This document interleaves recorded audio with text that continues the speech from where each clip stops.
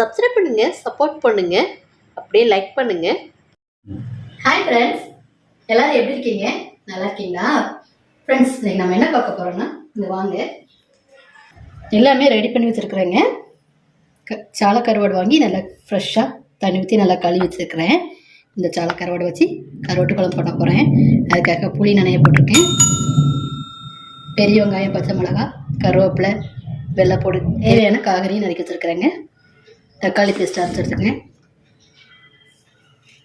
அது கூட உளுந்த சோறும் பொங்க போகிறேங்க. அதுக்காக தேங்காய் எல்லாம் ரெடி பண்ணி வச்சுருக்குறேங்க. இப்போ பார்த்தீங்கன்னா ஒரு இரும்பு சட்டி எடுத்து உளுந்த சோறு பொங்குறதுக்காக உளுந்து எடுத்து அளந்து வச்சுருக்குறேங்க. சின்ன உலக்கு தாங்க. அந்த உலக்கில் ஒரு உலக்கு அளந்து வச்சுருக்கிறேன் உளுந்து. அதில் 4 உலக்கு அரிசி எடுத்து நல்லா கலந்து ஊற வச்சுருக்கிறேன்.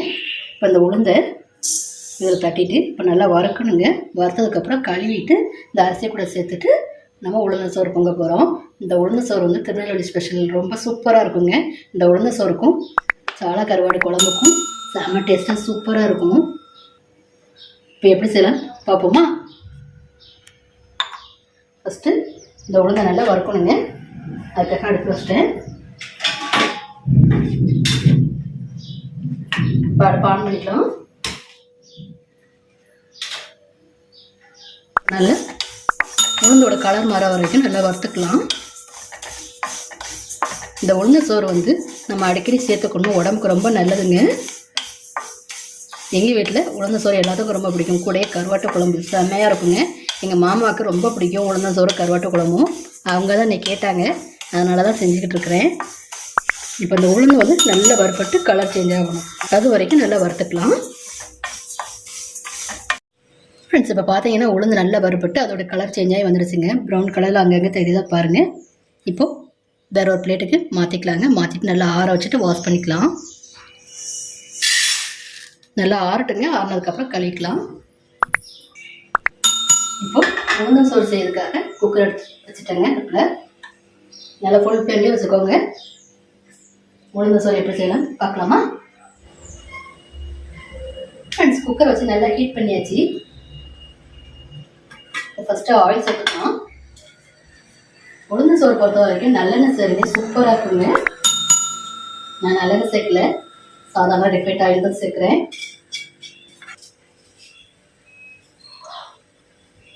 கிட்ட எடுத்துங்க. கொஞ்சமாக கடுகு சேர்த்துக்கலாம்.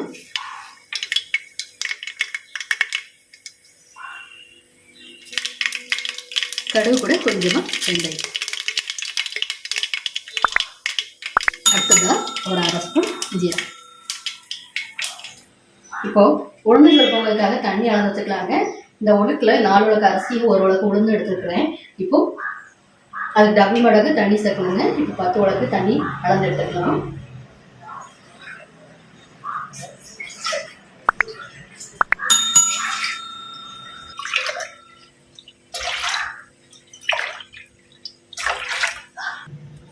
இப்போ இந்த உலக்கில் 10 உலக்கு தண்ணி அளந்து எடுத்துட்டேங்க. அரிசி ஊற வச்ச தண்ணியும் சேர்த்து மெஷர் பண்ணிட்டேன். இப்போ அந்த தண்ணியை அப்படியே நம்ம தாளிச்சு குக்கரில் சேர்த்துக்கலாம்.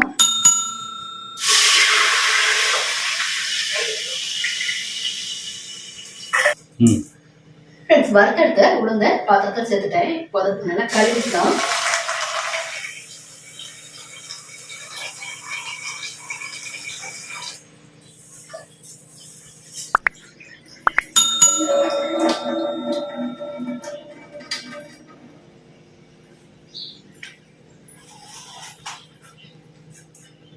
கழுவி எடுத்த உளுந்து அரிசி கூட மிக்ஸ் பண்ணி வச்சுக்கிறாங்க.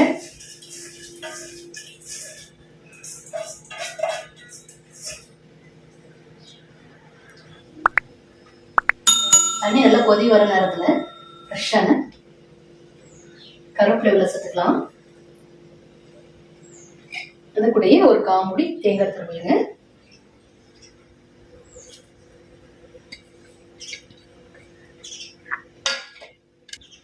கொஞ்சமாக பெருங்காயத்தூள்.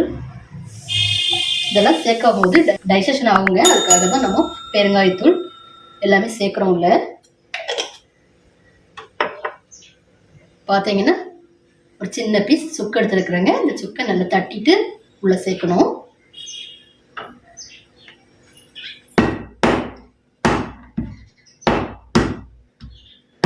அதுக்கப்புறம் ரொம்ப பவுடர் தட்டக்கூடாதுங்க, 1-2 சேர்க்கலாம்.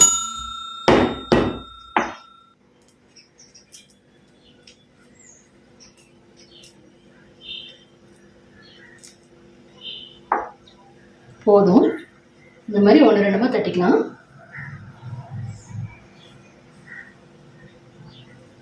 இப்போ இதை நம்ம சாத்தில் சேர்த்துக்கலாங்க.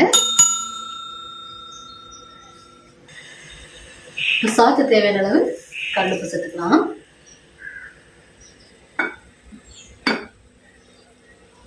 இப்போ தண்ணி நல்லா பாயில் ஆகிட்டுங்க. நம்ம களைஞ்செடுத்த உளுந்தையும் அரிசி உள்ள சேர்த்து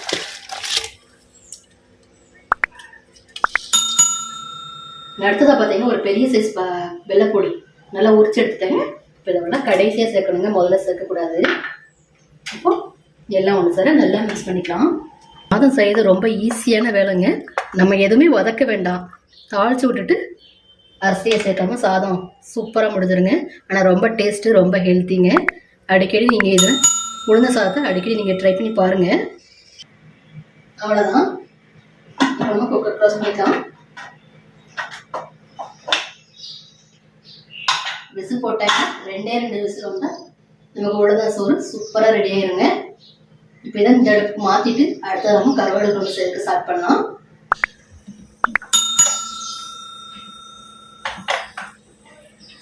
கருவாடு குழம்பு செய்யறதுக்காக மண்சட்டி எடுத்து வச்சுட்டு அடுப்பில் ஃப்ரெண்ட்ஸ், இப்போ நம்ம வச்சுருந்த மண்சட்டி சூப்பராக ஹீட் ஆயிடுச்சு. ஒரு 3 ஸ்பூன் ஆயில் சேர்த்துக்கலாம்.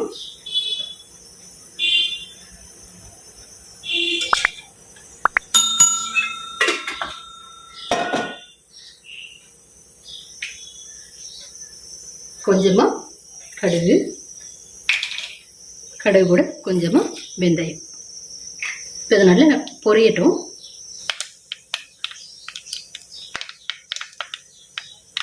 கடுகும் வெந்தயமும் சூப்பராக பொரிஞ்சிருச்சுங்க.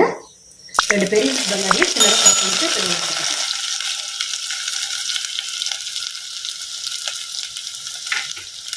இது கூட ஃப்ரெஷ்ஷான கருவேப்பிலை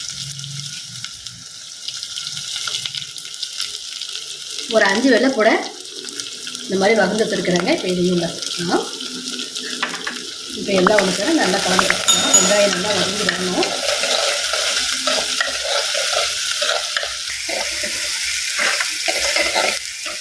இந்த மாதிரி மண் சட்டியில் நீங்கள் கருவாட்டு குழம்பு செஞ்சு பாருங்கள், சூப்பராக இருக்குங்க டேஸ்ட்டு.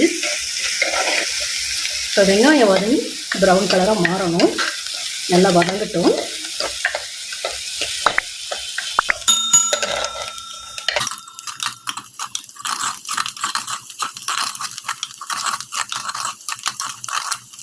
வெங்காயம் வதக்கிறது தாங்க இருக்குங்க. வெங்காயம் சூப்பராக வதங்கி வந்துட்டுங்க, குழம்பு டேஸ்ட்டாக இருக்குங்க. நம்ம நிதானமாக வெங்காயத்தை வதக்கி கொடுத்துக்கலாம். பாருங்கள், கலர் சேஞ்சாகி வந்துட்டு இருக்குங்க. இன்னும் கொஞ்சம் கலர் சேஞ்சாகி வரணும்.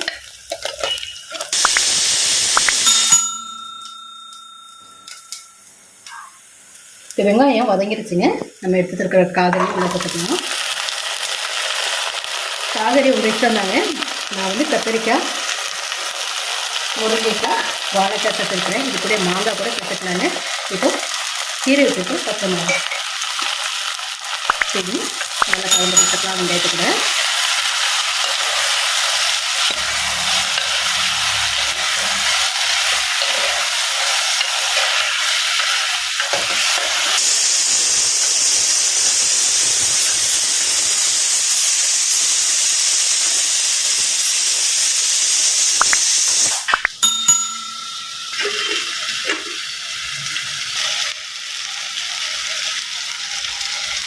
காய்கறி வதங்கிட்டு இருந்தே குழம்பு தேவையான புளியை கரைச்சி நம்ம ரெடியாக எடுத்து வச்சுக்கலாம்.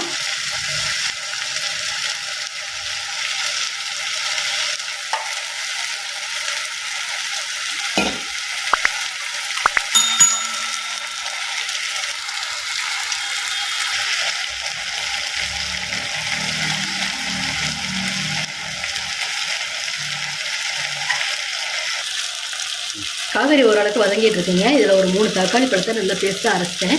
இதை நல்லா சேர்த்துக்கலாம்.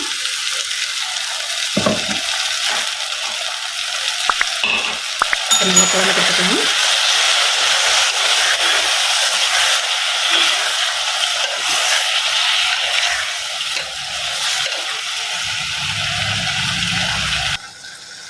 அடுத்ததாக குழம்புக்கு தேவையான மசாலா தூள் சேர்த்துக்கலாம். ஒரு 1/2 டீஸ்பூன் மஞ்சள் பொடி,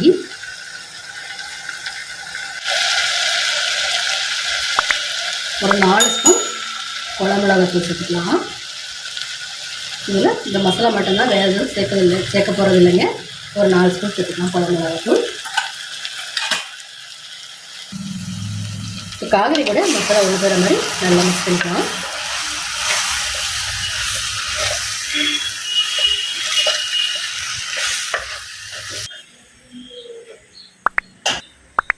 இப்போ மசாலாலாம் ஒன்று சேர மாதிரி நல்லா மிக்ஸ் பண்ணிட்டாங்க. இப்போ தேவையான புளிக்கரசில் உள்ள சேர்த்துக்கலாம்.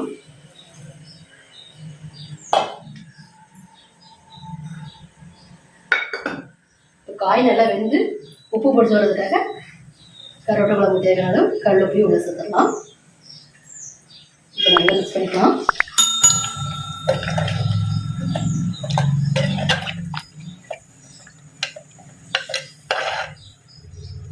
புளிக்கரசில் உள்ள சேர்த்து இப்போ குழம்புக்கு தேவையான தண்ணியும் சேர்த்துக்கலாம். இப்போ காய்கறி நல்லா வெந்து வர்றதுக்காக க்ளோஸ் பண்ணி வச்சுக்கலாம். ஒரு 10 நிமிஷம் ஆகட்டும். நம்ம சேர்த்துருந்த வாழைக்காய் முருங்கைக்காய் எல்லாம் சூப்பராக வெந்து வந்துடுங்க.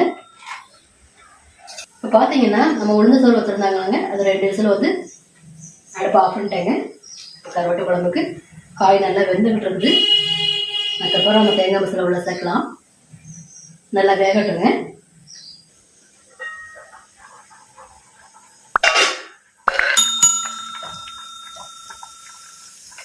இப்போ காய் பாதி வந்துட்டுருக்குங்க. இல்லை கொஞ்சம் வேகட்டும். குழம்பு இப்போவுமே நல்லா கலர்ஃபுல்லாக இருக்குது. மறுபடியும் க்ளோஸ் பண்ணி வச்சுக்கலாம். இன்னும் ஒரு 5 நிமிஷம் வேகட்டுங்க. காய் எந்த அளவுக்கு இருக்குன்னு பார்க்கலாங்க.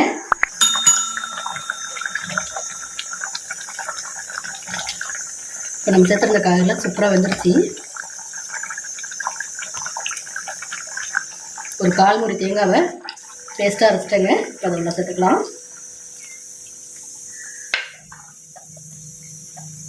நல்லா மிக்ஸ் பண்ணி விட்டுக்கலாம்.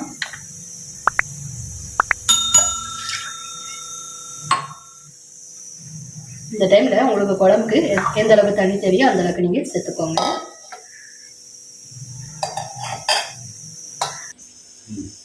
தேங்காய் உள்ள சேர்த்து குழம்பு நல்லா கொதி வர டைமில் கழுவி வச்சிருக்க கருவாடை உள்ள சேர்த்துக்கலாம். ஒரே இடத்துல சேர்க்காம இந்த மாதிரி தள்ளி தள்ளி சேருங்க. கருவாடை சேர்த்தோன்னு கலந்து விடக்கூடாது, இல்லைன்னா அவ்வளோ உடஞ்சிரும்.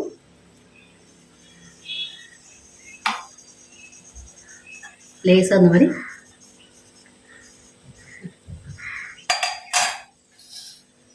அவ்வளோதாங்க. இன்னும் ஒரு 5 நிமிஷம் குழம்பு கொதிச்சிட்டா நமக்கு சூப்பரான கருவாட்டு குழம்பு ரெடி.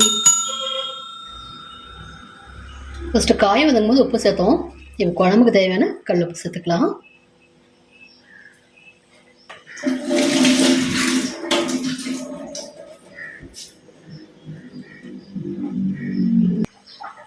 தேங்காய் சேர்த்ததுக்கப்புறம் கருவாடையே உள்ள சேர்த்துட்டேன். நல்லா கொதி வந்துட்டு இருக்குங்க. மனம் அந்த அளவுக்கு வந்துட்டு இருக்கு. கருவாடு குழம்பு சூப்பராக ரெடி ஆயிடுச்சு. இப்போ கடைசியாக ஃபினிஷிங் டச்சா கொஞ்சமாக ஃப்ரெஷ்ஷான மல்லியில் அப்படி மேலே தூவிட்டு அவ்வளோதாங்க. சும்மா மணக்க மணக்க கருவாட்டை குழம்பை ஃபினிஷ் பண்ணிக்கலாம்.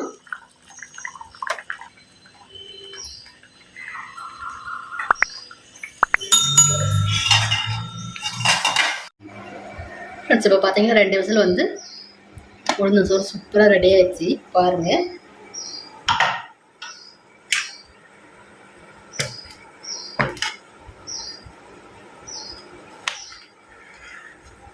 சாதம் எந்த அளவுக்கு உதிரி உதிரியாக சூப்பராக வந்திருக்குன்னு பாருங்கள். அழகாக வெந்துருச்சு. செம்மையாக இருக்குங்க டேஸ்ட்டு. இப்போ அடுத்ததாக இது கூட நம்ம செஞ்சு கருவாட்டு குழம்பு எப்படி இருக்குன்னு பாருங்கள். இந்த உளுந்த சோறுக்கும் இந்த கருவாட்டு குழம்புக்கும் செம்மையாக இருக்குங்க சாப்பிட்றதுக்கு. ஃப்ரெண்ட்ஸ் லைக் பண்ணுங்கள், கமெண்ட் பண்ணுங்கள், ஷேர் பண்ணுங்கள். தேங்க்யூ.